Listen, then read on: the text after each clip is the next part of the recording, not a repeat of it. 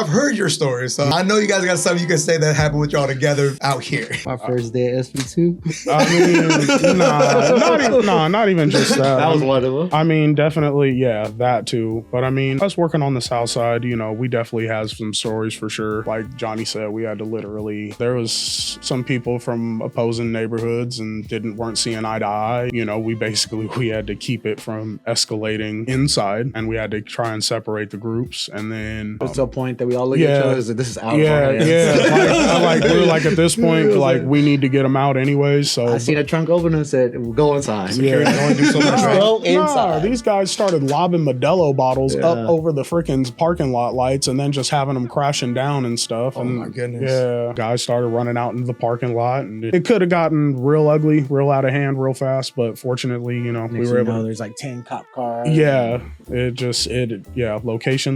location. Yeah. I don't know what else to call it. But, welcome to the ID podcast. My name is Johnny.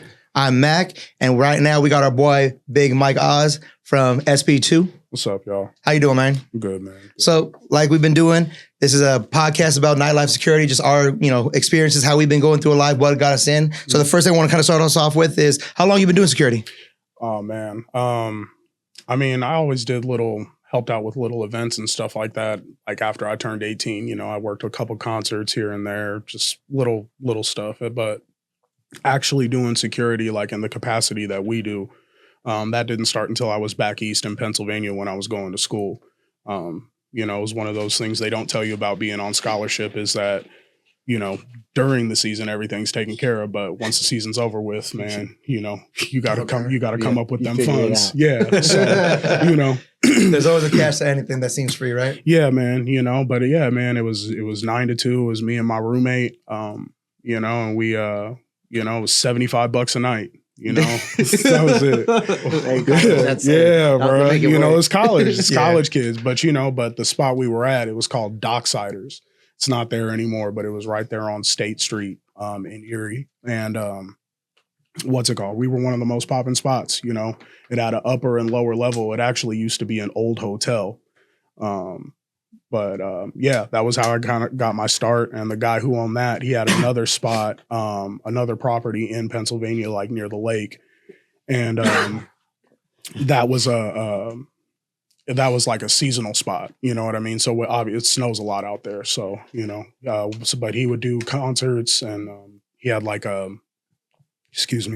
he had a WWE like affiliate match out there and stuff like that. Yeah. Cool. Yeah. No, for real. That's wild. No, for real. It was, I mean, I don't remember if there's any of them that actually made it, but they definitely had promoters and talent scouts and stuff like that. One of them actually approached my roommate.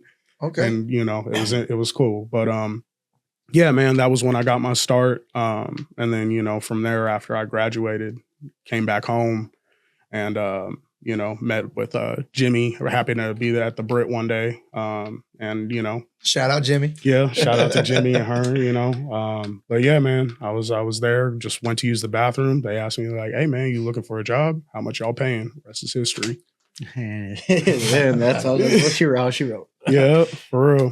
Now, I know you guys have worked together for quite a while. I've just been on with you guys for the past, 2.5 years. There's a gap when you weren't working. Mm-hmm. So, I only got to see a few experiences, and I got to hear about a lot of your guys' experiences. I have just a couple of mine, but what were some of the craziest experiences back where you first started? Well, let's get to that later. Let's get to that one. But when you first started, what was some of the craziest stuff? Because you said, where were you at? I was in Erie, Pennsylvania. And you're on a football scholarship? Yeah, so I was on a football scholarship at a D2 school playing ball out there. So culture out there is different than culture out here. So what type of stuff did you have to deal with out there? Oh man, I mean, first growing up here in in the Bay Area, you're exposed to a lot of cultures. You're exposed to a lot of people from all different walks of life. You know what I mean? And more or less, people coexist and interact with each other on a pretty respectful manner. Out there, it's definitely antiquated with their approach. They're just very, very behind the times. I mean, I went out there in 2013 and I felt like I was back in 2000. Oh wow. Like that's just how behind it felt. But, there were a lot of things going on economically. I mean, they said like they were getting ready to be the next Detroit at the time. It was they had lost a lot of industry. So I mean, you could see that the city was feeling it. Yeah, I mean, as far as my experiences working security out there, I mean, like I said, we were a pretty poppin' spot on State Street. You know, we had a big festival called Roar on the Shore, and it's a big biker rally, like almost like Sturgis level in North Dakota. Wow. So literally people will start at one end of Presque Isle, which is the lake, and that's where the casino's at, and they'll ride all the way through to the bayfront on their choppers. They shut down State Street at night.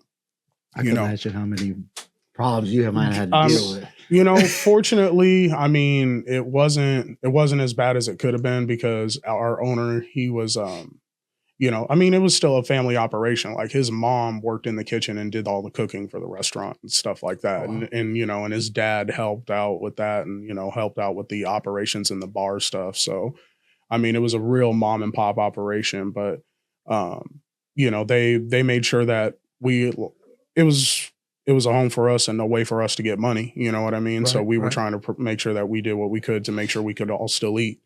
But yeah, it was, I mean, yeah, there were definitely some rowdy nights. I mean, one of the nights that sticks out the most is when this guy couldn't get in and he tried giving my boy Soup a hard time. And Soup always wore like a collared shirt and a tie and everything like that because, you know, he was the lead, wanted to differentiate himself. But the dude basically started grabbing at his clothes and trying to fight him because he couldn't get in. You know, I mean, you know what we deal with. So it ended up cracking off because, you know, his boys started trying to swarm up on Soup at the front. So we all come running out of there and we're fighting down the block. You know, and it's like a good 6-on-6, 7-on-7 fight, and we're literally all just rumbling. It ain't a fight anymore. That's a brawl. Yeah. So you know, so we're rumbling down the block, and it got to the point where Erie PD had to come up and spray a wall of mace to get us to separate. Oh, damn! A wall of mace. Yeah. It was you never been mace, Maq? No. Yeah. So I mean, there was just a little, like, I don't know how it happened, but there was just a little bit of a break in like us fighting and Erie PD roll, and I just see this huge orange cloud just and rainbow across. I take that back. I didn't get mace, but somebody sprayed it outside of Myth one time. So you caught that residual. Imagine actually getting hit. Yeah, man, to get hit with it. You just got that. I would have wished that on nobody unless it was really necessary. You got the second hand of it. You know? Imagine getting actually good. Yeah. Whole time while that's happening, mind you, club's still in full swing. DJ's still spinning. You know, I mean, you already know what goes on outside. Inside doesn't miss a beat usually. Right. So. But yeah, that was definitely one of the crazy experiences. And then, you know, once I came back home, I mean, Johnny, I mean, we got plenty of war stories. You know, it's to the point that we are locking the doors to make sure that we don't send some of our guys out there. Yeah, I think that's the downside about SB2 because you said, like, you know, when something's going down outside and the inside doesn't miss a beat. Well, SB2, we got that outside deck. So if something happens outside, everybody sees it. Everyone wants to come down the block. It's like the irritating part when everybody's like standing on the furniture. You know, we still got to. Some of us got to still worry about what's going on inside, and then worried about what our guys outside. So it's like, dang, how are we gonna balance this? And then, I mean, this was also kind of still in that time though, before people were really trying to record everything like that too. Right. You know, this was in the infancy of Vine. Instagram didn't even have videos on it yet. You know, it was that era. Our phone cameras kind of sucked. Yeah, exactly. So, you know, I mean, maybe somebody could get something on World Star if they were lucky, you know, but other than that, like, yeah, I mean, it was just a different era then. It was a lot easier to work back then without now the cameras. You got to worry about everybody recording you, and if they feel some type of way, they'll report you on Yelp. I mean, as far as, you know, that aspect of it, people are entitled to their opinion. Doesn't mean it's an informed one or a good one. You know, at the end of the day, if you're doing your job, you don't really have anything to worry about with any of that. You know what I mean? And that's one thing I think that our group, as especially, you know, us working with the front the way that we do, you know, I think that that's something that we don't, again, it's not really that big of a deal. Okay, you want to record me? You're going to record me doing my job. I didn't do anything. Exactly. Like, excuse me. But yeah, like, you know, like the guy who tried recording you like a month back. Exactly. Just, you were doing your job, did nothing just wrong. standing there. I can't let you in for this reason. Now all of a sudden you're calling me a bitch. You're saying all these names to me and then putting a phone in my face. Like, that's going to do something different. Yeah. Like, Cool. What are your 15 followers gonna think when you just call me a bitch? It's not. It's like it's not gonna hurt me none. Even if you had a budget, like, look, I'm doing my job. I'm not even doing anything extra. I'm not even going crazy off it. I'm just, hey, I'm just letting you know what the rules are. Have a good night. It's not you're done forever. You're just done here tonight. Just go about your business. You say come back tomorrow if you want. If you want. Just come back tomorrow and don't come the way you came, and I'll let you in. Or just don't. Your call at that point. But yeah, man. Now that's that Pennsylvania stuff. And then you guys have worked together. I've heard your story. So like, I know you guys got something you can say that happened with y'all together out here. Oh man. My first day at SP2. I mean, not even just that. That was one of them. I mean, definitely, yeah, that too. But I mean, us working on the South Side, we definitely have some stories for sure. Like Johnny said, we had to literally, there was some people from opposing neighborhoods and weren't seeing eye to eye. And, we had to keep it from escalating inside, and we had to try and separate the groups. And then, to a point that we all look at each other as this is out. We're like at this point, like we need to get them out anyways. So I seen a trunk open and said, "We'll go inside." Security don't do so much. Go inside. These guys started lobbing Modelo bottles up over the freaking parking lot lights, and then just having them crashing down and stuff. Oh my goodness! Yeah, and then guys started running out into the parking lot, and it could have gotten real ugly, real out of hand, real fast. But fortunately, we were able. There's like 10 cop cars. Yeah, location. Yeah, I don't know what else to call it, but that's bar is a weird spot because like right against the freeway. It's like kind of like it's a passing through spot. Yeah. You get people passing through from all different areas. You got people passing. You said on the South Side. You guys talking about the Brit or the Branham? The Brit. Okay. The Brit, and Branham for that matter. I mean, just that area of San Jose on the shout out the Brit and Branham Lounge. We love them both. Absolutely, those are homes for us. We always feel welcome over there. I haven't been there for a while. Yeah, but I mean, that side of town, though, it's a passing through spot. You know what I mean? You get people that are going back to Almaden Valley. You got people that are going back to Morgan Hill. You got people that are headed from the deeper south all the way head downtown or whatever, and they're passing through, or people that are coming through from Saratoga, Cupertino area. It's a literal mesh point, and it's right off the highway.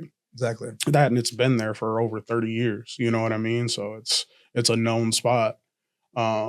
But yeah, I mean, it was just, it would be a very interesting blend of people coming through, and not all the time do those personalities blend well. That place is not, if you think about it, it wasn't that big. Yeah. It's not the biggest place. We still needed 6 guys sometimes. Sometimes we need, for me, sometimes I think it'd be more crazier sometimes when we have like a band. Mm-hmm. That's why you're talking about the mesh of people. We would be like, I'm like, dang, you got old people on the dance floor, but then you got like kind of low mix of, a little rowdy side crowd at the bar, and they don't mesh at all. Mm-hmm. Yeah, I mean, but no, it was a very interesting time. We definitely had, we had some just also nights where to just leave you shaking your head. Like I remember there was one time, it was a band night, and owner comes in and he's just like, hey, we got this girl out in the back by the dumpster. We got to get her out. And I'm like, oh, okay. I was like, she throwing up. He's like, worse. I'm like, what's worse? Well, turns out she didn't want to wait for the bathroom line. Oh and God. She took a shit in a bucket. She took a shit in the bucket. I remember he was so mad. He was hot. I was like, I'm not going back there, bro. Yeah. That's something else. Yeah, I was just like, okay. So yeah, I was like, all right. So I had to handle that one.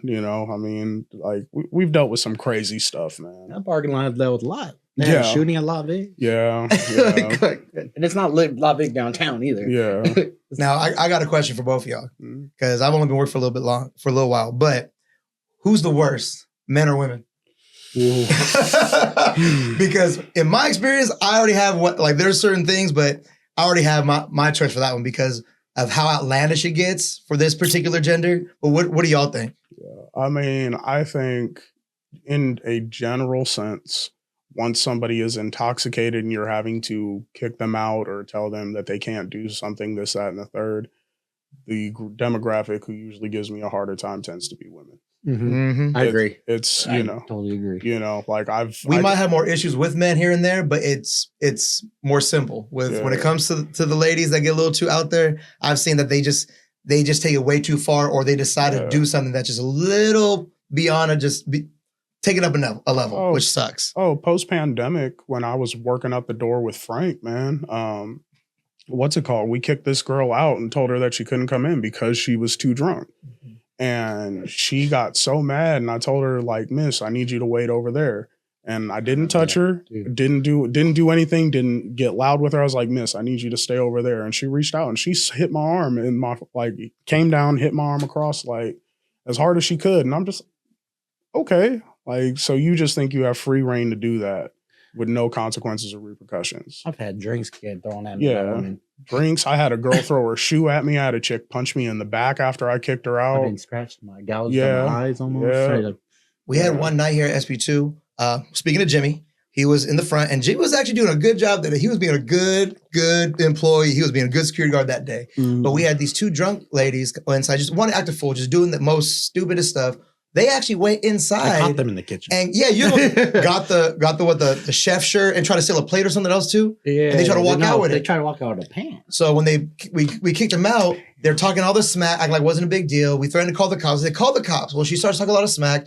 Jimmy tells him to leave, and she starts really going off on him. She spit at him. She doesn't realize in this moment when she's talking smack, he's kind of talking smack back. She smacks the hell out of his head. Some girl that we know that is very good friends with Jimmy walks up in that eye light at the same time, and she got herself whipped because she put her hands on the wrong person. So when all of us were just telling, you can't do this, you can't do that. She wanted us to call the cops. We're going to. She kept going off, and she decided to put her hands on somebody. Somebody outside of whoever's working that day decided to take it in their own hands, and she got what she deserved that day. You heard about that? She called the next day trying to, can I apologize? So she knew she was wrong. She knew she was wrong. No. I mean, but the thing of it is, man, especially in this industry that we're in and on in the lens that we operate in it, people don't care about, they know that they're dead wrong, but they're just so focused on being right. Because, I mean, the customer's always right. That's what we've always been told, right? So they think that there are certain liberties that they can just get away with and certain things that they are entitled to. But that's not the case. It's never been the case, you know? It's like, and I don't understand the part for me that I still just to this day am baffled by is just, you wouldn't do this if somebody invited you over to their home. You wouldn't do this. Exactly. You wouldn't stand up on their couch. You wouldn't be doing all these things. You know, I mean, some people, smoking inside, whatever, that may be their own thing, but you wouldn't be standing up on their furniture. You wouldn't be spitting on the floor. You wouldn't be, just taking your clothes off for no damn reason. Yeah. Like just have some home training. Exactly. You know? And it's very interesting to see all these people that'll come in, nice and presented at the beginning of the night, and we'll see the switch once alcohol gets injected. That liquor, that Jekyll and Hyde shit for real. Yeah, that's why I love being in the front, because I get to see how they come in first and to see how like the complete transformation on the way out. Sometimes it's insane. Yeah. See the ones that'll be all nice, and then next thing you know, they're the same ones getting thrown out. What happened? Yep. So going away from the storytelling, what are some pros and cons about security that you feel? I mean, pros, I think for everybody, when we go out, we want a spot that we know we don't have to worry about bullshit cracking off. When you want to go out, whether it's with your peoples or even on a solo tip, you're going there for the atmosphere. And I think that when you have a solid security team, especially in the nightlife, I think that helps. That helps create that, and not just create it, but sustain it as well. You have to have the right guys in place in order to make sure that the club operates like a machine. There's a lot of moving parts. You got the bartenders and barbacks running, you got the bussers running, and then just all of us in our own posts, we're all keeping eyes on something different, but I think that's definitely one of the pros. I think I don't know, man. I mean, there's a lot of pros to it. I mean, making money, making money. Making money, being out listening to music, seeing beautiful people. Yeah, you know what I mean? And, you're getting to, like, rather than spending money going out, like, yeah, obviously it'd be nice to just go out, cut loose, not have to work. But also, I mean, I don't feel like going out every weekend. You know what I mean? Exactly. But at least I'm getting paid to be here, so that's cool. That's why I went back to it all the time, man, because shoot, I don't like to go out on my days off. Going to work is going out for me. Yeah, man. Facts. See, me, I'm still kind of that spot where, like, if I do have a day off, yeah, I'm going to go out and about and have some fun. But it's like, it's that same thing. It's like, I am out all the time. And when I do go out, I don't feel like I have to go out and wild out because I'm still around it. It kind of keeps me a little, like, good. I mean, you guys have only seen me kind of messed up, like, what, once or twice? And like, but I try, you know, for the most part, like it keeps me kind of like level headed because I know it goes into, I know what kind of, I'm already on like security mode no matter where I go now, just kind of we're looking where everything's going on and seeing what people are kind of doing. So it kind of like, it gives me this like nice sense of, it gives me a sense of security being out and about. Even if I'm not at SB2, I go somewhere else, it kind of gives me the sense of security. Like I kind of know what to be aware for and what not to do because I'm not trying to be that customer. Mm-hmm. Right. It's like we went around and we got love everywhere we went. No, I mean, that's definitely another pro as well. I mean, and you kind of touched on it as well. In all spots that I've worked, but especially like in the downtown area, you know, a pro is just the way that you get to network and interact with people from different spots. You know what I mean? Just the friendships that are fostered, and some of them are just friendships that have pre-existed from other places. Like case in point, Tyler over at Three Sisters. I've known him as long as I've known Vern because we all worked at Campbell Brewing Company together. Okay. You know what I mean? So it's cool just seeing people in their growth and their progression in the industry as well. You know, seeing people that you remember when they were just starting kind of low on the totem pole like you, and now they're bar managers or, you know, GMs or whatever the case is. So just seeing that evolution of it as well. I mean, to me, I think that's a pro too. Okay. You know, seeing your friends thrive in this industry because it's not for everybody. Sure. You know?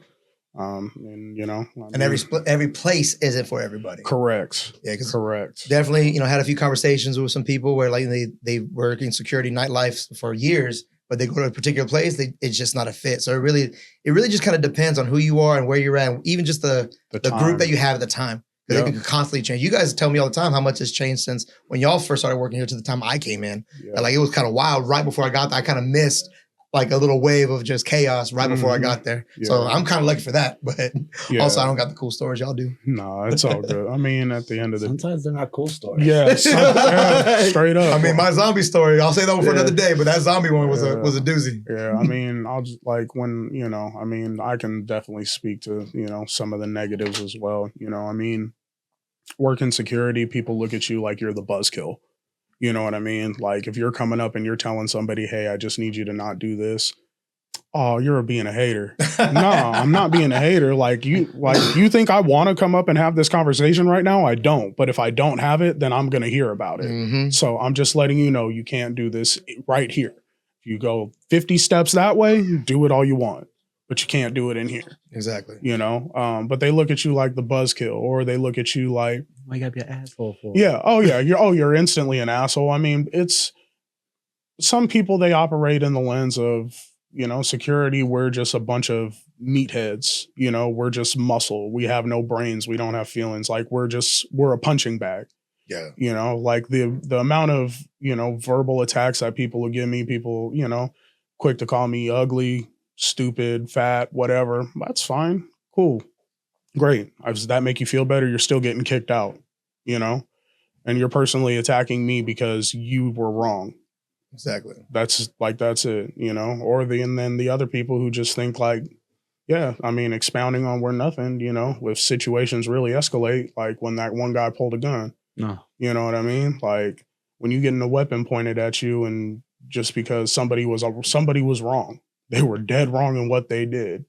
And they're willing to escalate it to that level in that place. You know what I mean? And it's just like, I'm just trying to get this money and go home, bro. Exactly. Like, you know, at the end of the day, we all got lives outside of what's going on. You know, I mean, y'all are fathers. You know, I mean, eventually I hope to one day be in that space as well. But like, we all got to get home.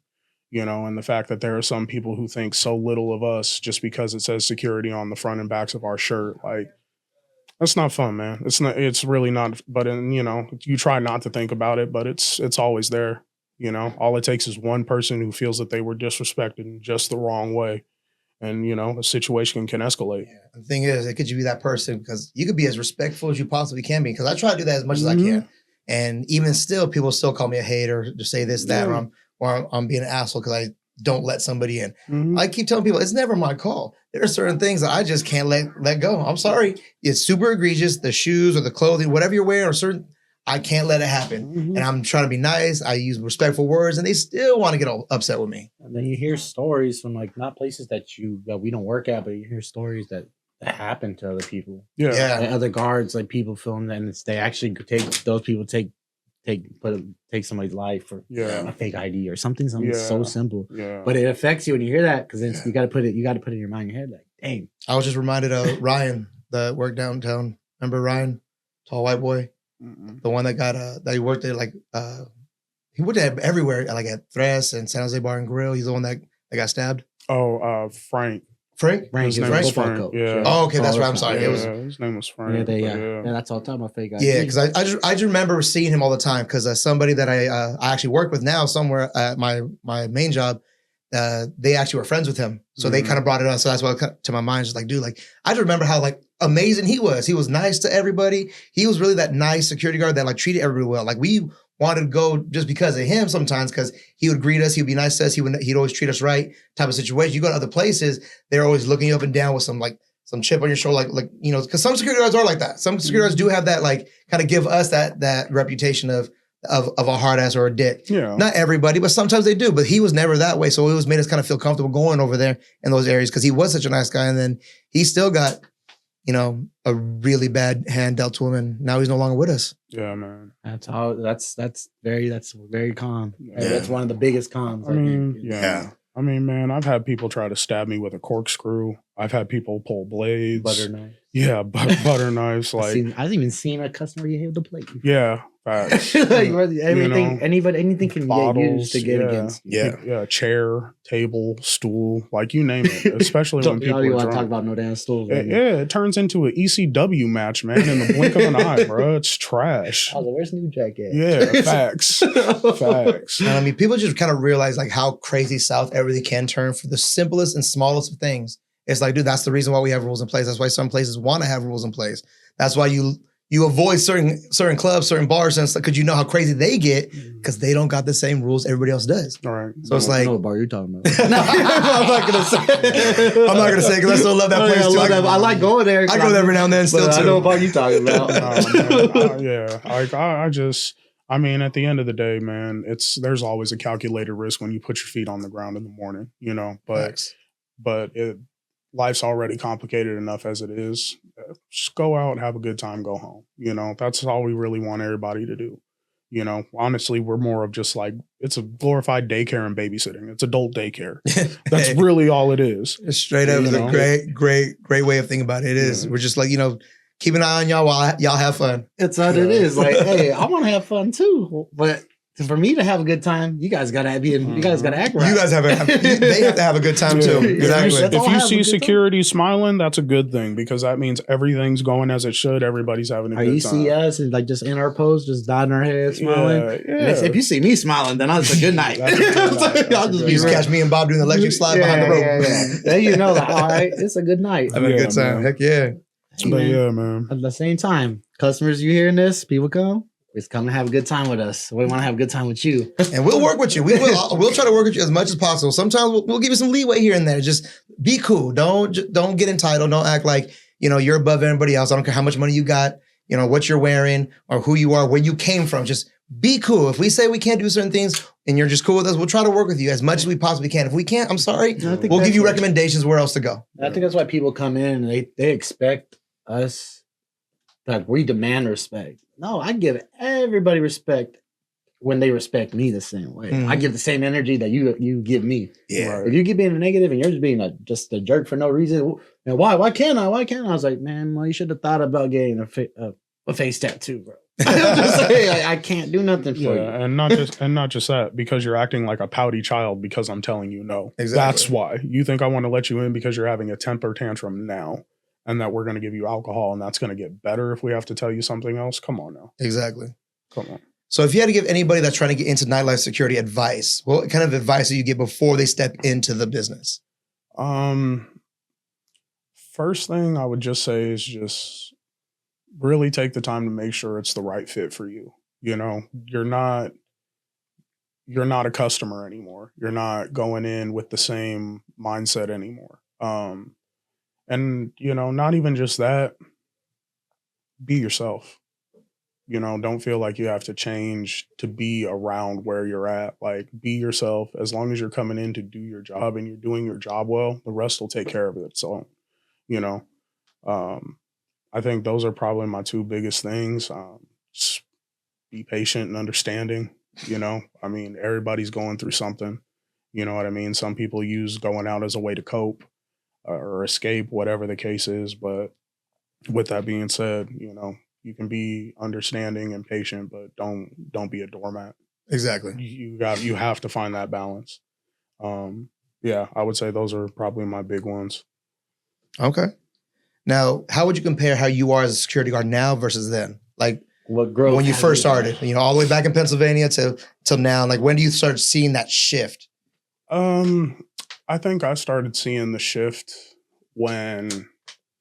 probably when I started managing, and that was when Johnny and I started working together. That was around that time. I think that was when I realized that, because it wasn't just making sure everybody was at their posts and everything like that, realizing that there were some guys who had never worked security before. And I'm teaching them just how to do the basic stuff. You know what I mean? Something as simple as IDs, pat downs, like how we do at work, you know? But I mean, even at the Brit, like there were certain things that, you know, having to coach the new guys up. And that was when I really understood. I'm like, oh, okay, this is that next evolution in it for me. Excuse me. But the, back as opposed to back then, yeah, like especially when I first started in college, I mean, man, you know, senior year of college, bro, I'm having fun. You know, my roommate and I, we were doing a lot of things we shouldn't have done before we went into work, you know. And yeah, I mean, you know, when you're young and you feel like you got a big S on your chest, you know, I mean, there's certain ways that you handle things that you probably wouldn't, but you know, but yeah, that's why I say like the patience and understanding part, you know, and just finding that balance between that and just not being a doormat. I think that's great because I'm grateful I got into security, you know, in my 30s, and then I actually had you guys to help me out because you guys had all been doing it for a long time. Plus, I had a long-standing relationship with you as well, and then like I already knew some of the guys for a minute, so just kind of come with the group who I was familiar with, and I could learn from really quickly. So that was pretty good for me. So like I was able to kind of like smooth into this type of industry without really having too many issues or problems. Like lately, I'm growing to this day because you know now like. You know, me and you, when the other leads there, we're the next one to step up. And I learn every day. Yeah. I learn how to deal with different personalities. Like, not everybody comes in and knows people like you did. Yeah. So we got to learn how to do different people, what they're used to. They're not like us. We're like brothers. Yeah. You know, like they come in, they're like the sister's boyfriend. like, hey, are you gonna be cool with your brother-in-law or stuff like that? You know, just that in general. But just learning how to, and then dealing with more people, because then it's a little bit more, you know. I've seen a big change in you, like when I first started working with you to now. Like I can see a complete, kind of a different mindset at the same time. Yeah, like there's big growth. I've been learning how to develop more patience, like learning how to be more mellow than being like, man, just get the hell out of here. Nah, man, just come on, go on your way. Come back another day. Your whole group is drunk. Cause I know you've been drinking all day, you know. Like, but it's just like learning how to deal with customers and learn how to be the bigger person. Like, what does you beating somebody up get you? Right. Besides your hands being beat up, or what, you feel better that you did that? Right. Oh man, I feel a better person when I can send somebody on their way, like, and they go on, no physical altercation happen. Man, just come back another day. I feel way better about myself. I feel more calm about myself and makes me feel better out the day. You know me. Damn right. You know me. No hospitals, no handcuffs. Those are my two rules every shift. No hospitals, no handcuffs. Hell yeah. I like I say, I love to have everybody on our staff go in the way they went in to the way that you come out the same way. Exactly. And that's what it is. And then, you know, we are, at the end of the day, we got everybody, it's like a well-oiled machine. Everybody got to work together. And then, you know, like, but then going back on it, these, you know, when you work with somebody new, you gotta understand them, but you don't have time to learn who they really are. So we gotta just learn on the fly, teach them how to go. And it's like you say, you get thrown in that water, sink or swim. To be honest, that's why I think what you said. Just kind of be yourself and just kind of come in with different expectations. Because if you come in thinking it's one way, it's gonna really throw you off. If you think that you're coming in, you get to kind of reinvent yourself as a security guard.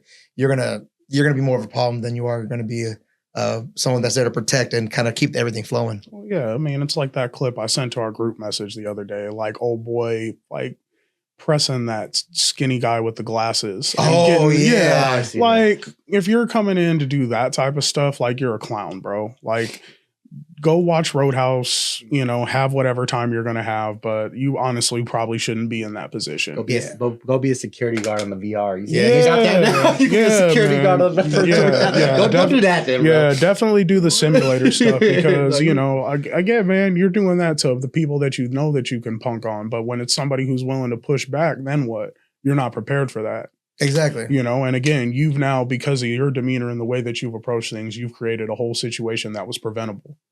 It's just like. So I'm gonna ask you, because I had this conversation with Mac, like you said, Mac, like timeline. How long do you feel?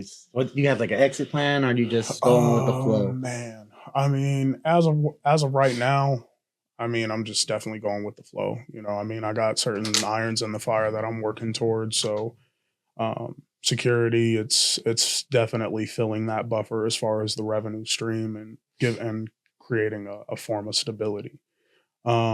But yeah, man, I mean, there's no pension with this shit. Yeah. we don't got no retirement. Yeah, there's no 401k for bouncers or anything like that. We definitely ain't got a union, So, I mean, yeah, man, like probably in the next 3 to 5 years, I'd like to walk away. If I can sooner, that'd be cool. But probably the next 3 to 5 years. I set myself a goal like that. I would love to hit that goal, but just you never know what can happen between that. Right. Well, just like the job, you gotta give yourself grace. You gotta be patient. You gotta have some flexibility. What you want, you can't say anything in stone because then you're gonna frustrate yourself even more just because you didn't hit exactly what you said. Work for them goals, try to reach them, but also understand that life is life. Things kind of at you a different way. You gotta kind of roll with the punches here and there. Yeah, and the other part of it is because life can throw you so many unexpected curveballs. That's also part of the other reason why, I don't think anybody's ever truly, really retired from security because there's ever a time where people always need people in a pinch. You know what I mean? Right. In case in point, last weekend we were short. We made it work, but it's never a fun feeling when it's a busy night and you're down a guy. Exactly. So, it's one of those things where, you keep that plain security shirt tucked away in the back like a little superhero costume. You like get called out of retirement like you're Batman or something. Yeah, out here looking like Clark Kent. Nah, but I had it under the whole time. Yeah, hey, like hoop shorts under jeans. Yeah, like that. Always ready. Always ready. That's funny. Man, I can't believe I used to dress that way. Oh man, we all did. So now we graduate. I always got a pair of shorts inside the car. Yeah, facts. Yeah, we got trunks now. Yeah.